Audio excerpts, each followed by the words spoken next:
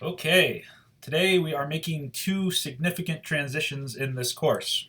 First, we have moved this course entirely online so long as in-class instruction is canceled here at Miami. Please refer to the emails I sent and announcements I posted with what that means for your regular assignments. The second major transition we're making today is from Greek epic to Roman epic. And so with the next two texts, those being Virgil's Aeneid and Lucan's Pharsalia, we'll be discussing how the epic forms pioneered by Homer and innovated by Apollonius are received by Roman authors writing in Latin and in a Roman context. In this lecture, I will lay the foundations for reading Virgil's Aeneid in its historical context. We'll get a brief overview of Roman history and Virgil's place within it. Next, we'll discuss how the myth of Aeneas ties into the wider mythological tradition of the Trojan War and the founding of Rome. After that, we'll discuss some major themes of the Aeneid.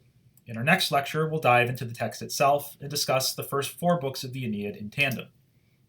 We have a couple key terms for today. Those are Augustus, Virgil, Virtus, and Pietas. And note that Virgil can be spelled V-I-R or V-E-R, and I prefer V-E-R. Okay, so who were the Romans? Rome began as a city-state in central Italy, and it was traditionally founded in 753 BCE. Interestingly enough, that's roughly the same time that Homer's epics were composed. The foundation of Rome and its early history is really on the boundaries between myth and history, as Rome's first king, Romulus, was thought to be the son of the war god Mars, that is, the Greek Ares. For the next 200-odd years, Rome was ruled by 7 kings. We'll meet those kings briefly when we get to Book 6 of the Aeneid. In 509 BCE, the last king of Rome was overthrown, and the Romans began a system called the Republic, where the upper classes of society shared power, being elected to offices by assemblies of the common people and continuing to rule as part of the Roman Senate. The logic of the Republic was that no one man wielded too much power for too long. Yet at the same time, individual Romans competed for military and political prestige by being elected to offices of power in this system that let them wield command of Rome's armies. It was this competition for military glory that led the Romans to conquer much of the ancient Mediterranean by the time of the fall of the Republic in the 1st century BCE. This was the root of the Republic's downfall, as men such as Pompey and Julius Caesar became in charge of very powerful armies that they used to compete for control of the Roman state at large. A series of civil wars was fought by these powerful generals for several decades during the 1st century BCE, until a man named Augustus, that is, Julius Caesar's grandnephew, came out on top, and installed what was functionally one-man rule to bring peace and stability to Rome and its empire. Augustus placed himself in control of all Rome's armies and installed a new monarchy where he was the first emperor. Augustus justified his rule and that of his family for the peace and stability that it brought to the world after nearly a century of chaos. This era of peace and stability he called the Pax Romana, the peace of Rome. At the same time, the Romans believed that the rule of the known world had been granted them by the gods. Augustus wished to link the Romans' manifest destiny with his own coming to power, as bringing back a new golden age. Augustus wanted to show how his rule and that of Rome was encoded in mythology, both Greek and Roman. This is where Virgil steps in. Virgil was a poet who was born and largely lived during those decades of civil strife that had rocked Rome. He originally wrote pastoral poetry of the Italian countryside, a means of escape from these tumultuous times. But when Augustus came to power, Virgil saw an opportunity to celebrate a return to an age of Roman peace, prosperity, and moral values that united people rather than driving them apart. Augustus had founded Rome anew, and the Aeneid would be a way to celebrate the origin of the Roman people with its own national epic. The Romans needed their own version of Homer to celebrate what made them proud to be Roman. After working on the Aeneid for nearly a decade, Virgil died in 19 BCE, with the Aeneid finished but not yet revised. On his deathbed, Virgil wanted the Aeneid burned, but Augustus saved it from the flames. So what of Virgil's audience? Like Apollonius's Alexandrian audience, Virgil's audience would have known their Homer and their mythology. Virgil was writing in a society that had not only conquered Greece politically, but also highly appropriated Greek culture. Educated Greek slaves were used to educate high-class Roman children. Upper-class Romans were learning Greek and reading Greek literature. Roman architecture, sculpture, and other art forms were borrowing from Greek models, and we see here even the statues of Augustus were borrowing Greek models that came before it. Virgil took part in a movement whereby Roman literature developed in imitation of Greek literature. In other words, the same literary genres were being written in a new language, Latin. Virgil was the most successful in writing epic in dactylic hexameter in the Latin language. Here is the beginning of the Aeneid in Latin compared to the beginning of the Iliad in Greek. Listen to how a new language is adapted to an old form. Arma virumque cano Troiae qui primus aboris, Italiam fato profugus. Now compare that to the beginning of the Iliad. Me ninaede thea pelei ado Achilleus ulomenein. So who is this man of whom Virgil sings? We have met Aeneas before, several times on the battlefield as a Trojan warrior in the Iliad. Despite being possibly the second best Trojan after Hector, we see him in the Iliad largely outclassed by the likes of Diomedes in Book 5 and Achilles in Book 20.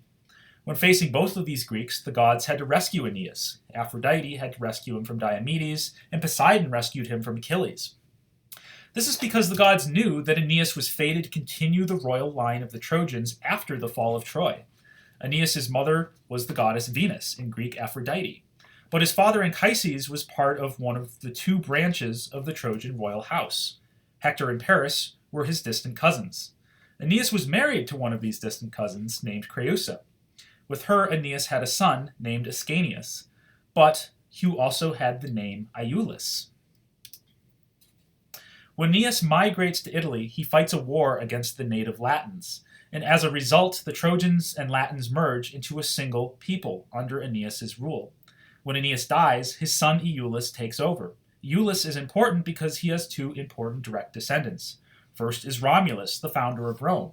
Second, the family of Julius Caesar and Augustus claimed to be descended from Ulis by noting that his name Ulis later became Julius, that is, Julius. For the last part of this lecture, I'd like to discuss a few key themes of the Aeneid. The first is that we are dealing with a text that receives the epic tradition represented by the epics we have read thus far. We'll see elements of the Odyssey and Argonautica in the first half of the Aeneid, where Aeneas wanders at sea and is involved in a romance with Queen Dido of Carthage. In the second half of the Aeneid, Aeneas will fight a war in Italy, where we'll see elements of Homer's Iliad. The next theme concerns the role of fate, and the role of the god Jupiter, the Roman equivalent of Zeus. We have seen how fate plays a major role in the Homeric epics, and in the Aeneid it is even more at the forefront. However, it is not just Aeneas' individual fate, but the fate of the future Roman Empire that he bears on his shoulders. This fate Aeneas is handed is not a matter of choice, as it may have been for the likes of Achilles or Odysseus. The future glory of Rome is frequently alluded to throughout by various prophetic visions, as well as from the mouth of Jupiter himself. Another related theme is the qualities of heroism that Aeneas embodies, qualities that make him a uniquely Roman hero. That is, a hero who doesn't care so much for his own glory as he does for the good of future Rome. In Aeneas' case, this means subordinating his own desires to his mission of settling the Trojans in Italy so that the future of Rome is secured. To do this, Aeneas displays two uniquely Roman virtues. Those are virtus and pietas. Virtus literally means manliness or courage. It means both physical courage and mental toughness, especially in the service of higher ideals. It also has the expectation of behaving like a proper gentleman, in Latin, a vir. A Roman gentleman should not only be strong and courageous, but also exercise self-control, rather than acting selfishly and emotionally.